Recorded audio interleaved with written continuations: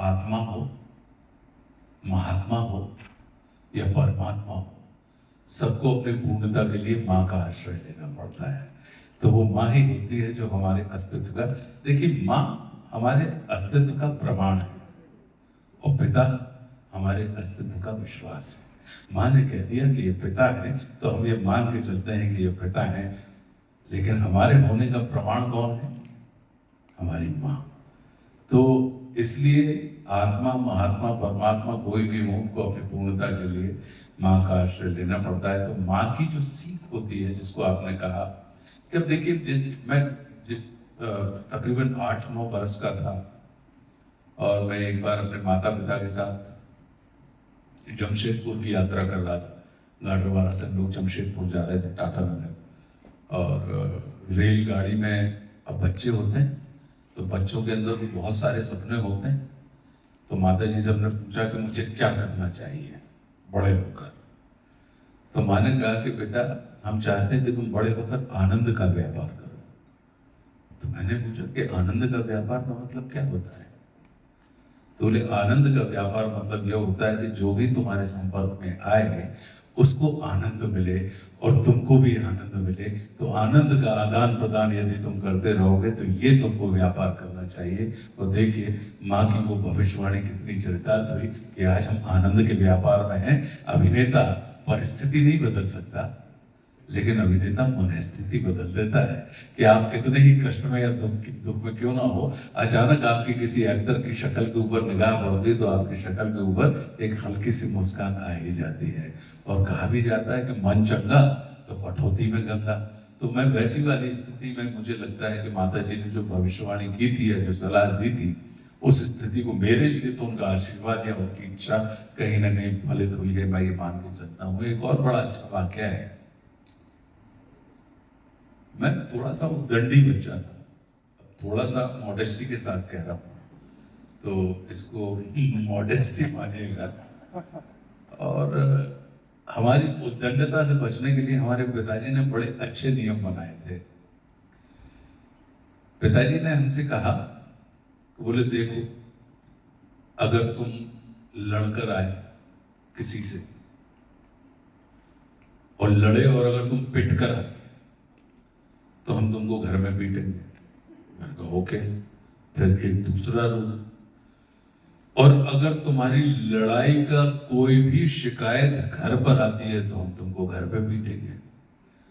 तो अब देखिए, बाल मन के अंदर उन्होंने पीटने और पुचकारने का हुनर हमारे अंदर दिया कि अगर पीटो तो ऐसे व्यक्ति के साथ सबसे पहले तो लड़ो जिससे तुम पिटो ना।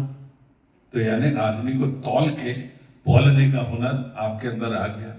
दूसरा, यदि अगर लड़ रहे हो किसी के साथ तो लड़ना, लड़ाई पे मामला मत छोड़ना, उसको पुचकारने की भी आदत रखना ताकि वो शिकायत लेके घर पे ना आए। तो यानी पीटना और पुचकारने का हुनर भी आपके अंदर आना चाहिए। एक बार मैं 9th क्लास में था, मैं कबड्डी का, खो खो का बड़ा अच्छा खिलाड़ी था, लेकिन गणित में बहुत कमजोर था। तो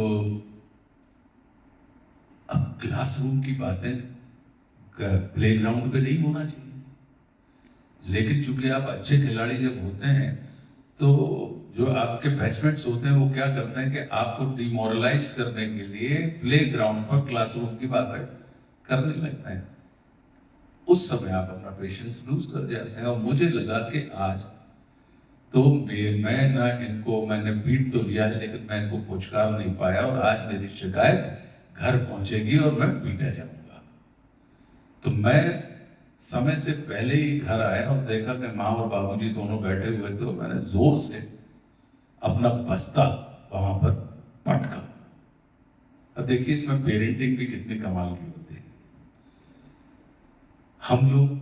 हम भी माता पिता हैं, तो जब बच्चे बस्ता पटकते हैं तो हम कहते हैं कि ये क्या बदतमीजी, कहते हैं ये क्या है, ये कैसा बिहेवियर है, स्कूल बैग क्यों फेंक रहा है। लेकिन हमारी माता जी बहुत कमाल की मनोवैज्ञानिक थी, उनको बच्चों के चित्त को और समझने का बड़ा हुनर था। तो उन्होंने मेरी बस्ता फेंकने की इस अदा को ये समझा कि बच्चा जो है ये अटेंशन ड्रॉ करना चाहता है, अपना हमारी तरफ अटेंशन लेना चाहता है, इसका मतलब ये कुछ कहना चाहता है। ठीक। तो मम्मी और बाबूजी ने दोनों ने हमारी तरफ देखा। माता जी उठी और लाके उन्होंने मुझे एक गिलास पानी दिया। मैंने पानी पिए और एक बड़ा सुविधाजनक सन्नाटा उन्होंने दिया। हम लोग क्या करते हैं, अगर हम लोगों के बीच में सन्नाटा आ जाए तो हम उस सन्नाटे को इतना इतना कुचल देते हैं, क्या हुआ, क्या क्या क्या, मतलब चुप क्यों हो, ऐसा क्या। हम आदमी को मतलब उस सन्नाटे को हम ये समझते हैं, असंवाद की स्थिति को हम समझते हैं कि ये बहुत गड़बड़, मतलब कोई ऐसा भयंकर काम होने वाला है कि मतलब जो कि बिल्कुल हम हैंडल नहीं कर पाएंगे। जबकि उनका ये कहना था कि कभी भी हम लोग, माँ कहती थी मेरी कि हम लोग झूठ नहीं बोलते बेटा, दुनिया में कोई झूठ नहीं बोलता।